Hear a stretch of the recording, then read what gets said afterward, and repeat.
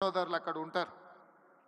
వాళ్ళ ఆలోచన ఎప్పుడు కష్టపడాలి, పంటలు పండించాలి, 10 మందికి ఉపయోగపడాలి, 10 మందిని ఆదుకునే ఆలోచన చెయ్యాలి అనేదే ఆ సామాజిక వర్గ నేపథ్యం.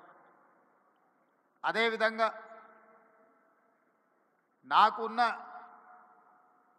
సంబంధాలు కానీ లేకపోతే నాకున్న సన్నిహిత సంబంధాల గురించి నేను పెద్దగా చెప్పాల్సిన అవసరం లేదు. ఎందుకంటే నేను ఎక్కడున్నా నన్ను ఎట్లా అభిమానిస్తారో మిత్రుడు ఎరపతినేని శ్రీనివాసరావు గారు ఈ వేదిక మీద నుంచి మాట్లాడిన దాన్ని బట్టి నేను ఎక్కడున్నా ఏ వేదిక మీద ఉన్నా కమ్మ సామాజిక వర్గం నన్ను ఎంత అభిమానంతో చూసుకుంటుందో ఎరపతినేని శ్రీనివాసరావు గారి మాటలు వింటే మిగతా అందరికీ అర్థమవుతుంది. అదేవిధంగా సత్యవాణి గారు ఒక మాట అన్నారు. వారు మాట్లాడుతుంటే అనర్గళంగా ఏ పేపర్ చూడకుండా వారి ఉపన్యాసం వినాలి అని అనిపిస్తుంది అని. అది ఎక్కడి నుంచో కాదు, ఎన్టీఆర్ లైబ్రరీలో నేర్చుకున్న చదివే ఈరోజు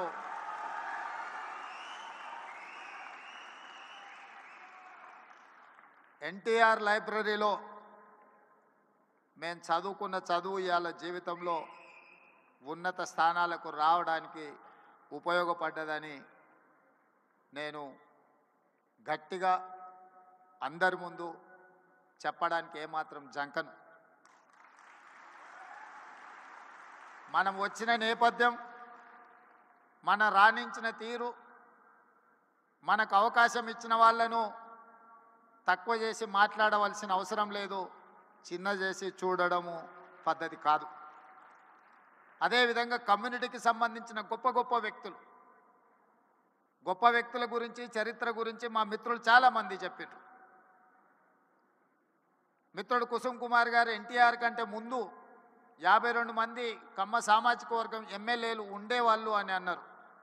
కానీ ఎన్టీఆర్ వచ్చిన తర్వాత ఎన్టీఆర్ ఒక బ్రాండ్ క్రియేట్ చేసింది. NTR is brand. NTR is brand for politics. NTR is brand for leadership. వారు ఇచ్చిన అవకాశాలతోని ఆ రాష్ట్రమైనా ఈ రాష్ట్రమైనా ఏ రాజకీయ పార్టీ అయినా ఈరోజు నాయకులు ఉన్నారు అని అంటే ఎన్టీఆర్ గారు ఆనాడు ఇచ్చిన అవకాశాలే. ఇవాళ ఇక్కడ ఆయనను అవమానించేటట్టు మాట్లాడిన వాళ్లకు అవకాశం ఇచ్చింది ఆయన్నే. ఇవాళ ఆయన గౌరవం ఉండాలి, ఆయన పేరును స్మరించుకోవాలని చెప్పేవాళ్ళు కూడా ఆయన ఇచ్చిన నాయకత్వంతో వచ్చిన వాళ్ళే.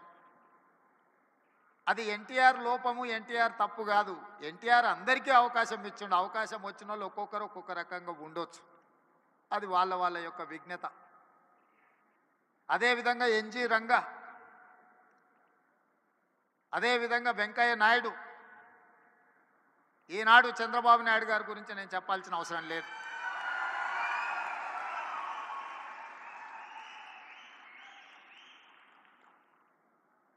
ఈ దేశంలో కాంగ్రెస్ పార్టీకి ఎదురే లేదు. బలమైన నాయకురాలుగా శ్రీమతి ఇందిరాగాంధీ గారిని ఎదుర్కొనే వాళ్ళే లేరు. అంత బలమైన నాయకత్వాన్ని అందిస్తున్నప్పుడు ఎన్టీ రామారావు గారు ప్రవేశపెట్టిన సంకీర్ణ రాజకీయాలే ఇవాళ దేశాన్ని ఏలుతున్న వాళ్లకు అవకాశాలు ఇచ్చినాయన్న సంగతి మరవకూడదు. రామ్మోహన్ రావు గారికి గుర్తుండి ఉండాలి, ఆనాడు తెలుగుదేశం భారతీయ జనతా పార్టీ పొత్తులో భాగంగా దేశంలో 2 సీట్లు బీజేపీ గెలిస్తే హనుమకొండ నుంచి పివి నరసింహారావు గారిని ఓడించిన బీజేపీ జంగారెడ్డి గారు తెలుగుదేశం మద్దతుతో గెలిచారు. దేశంలో 2 సీట్లు బీజేపీ గెలిచిన రోజు 1 సీటు గుజరాత్లో గెలిస్తే 2వ సీటు తెలంగాణలో తెలుగుదేశం పార్టీ ఎన్టీ రామారావు గారి మద్దతుతో గెలిచింది. నేషనల్ ఫ్రంట్ కావచ్చు, యునైటెడ్ ఫ్రంట్ కావచ్చు, ఎన్డీఏ కావచ్చు,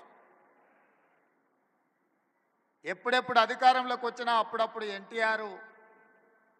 ఎన్టీఆర్ ఆలోచన సంకీర్ణ రాజకీయాలే ఈరోజు వాళ్ళందరూ కూడా అధికారంలో ఉండడానికి అవకాశం వచ్చింది.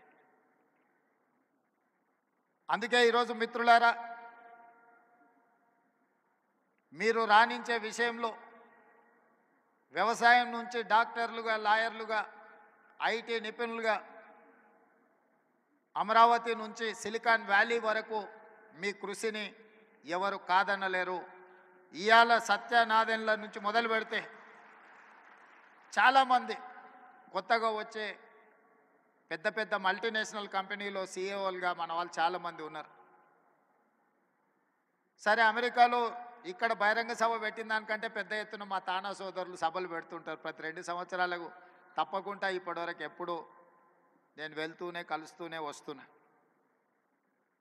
అయితే ఈ సమావేశం కమ్మ గ్లోబల్ ఫెడరేషన్ ఒక మంచి సాంప్రదాయాలకు, సమాజానికి ఉపయోగపడే విధంగా ఈ హైదరాబాదు నగరాన్ని విశ్వనగరంగా మార్చడానికి అవసరమైన ప్రణాళికలలో మీరు భాగస్వాములు కావాలి. తెలంగాణ రాష్ట్ర ప్రభుత్వం మిమ్మల్ని ఆహ్వానిస్తుంది.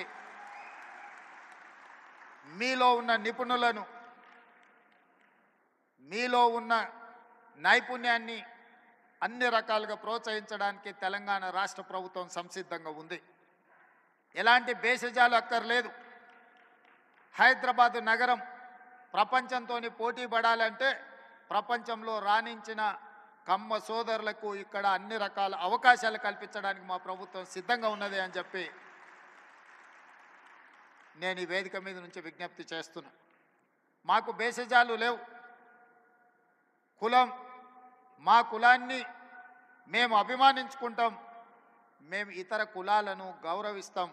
ఎక్కడా ఆ విషయంలో పొరపాటు జరగదు. మా కులం పట్ల మాకు అభిమానం ఉండొచ్చు, కానీ ఇతర కులాల పట్ల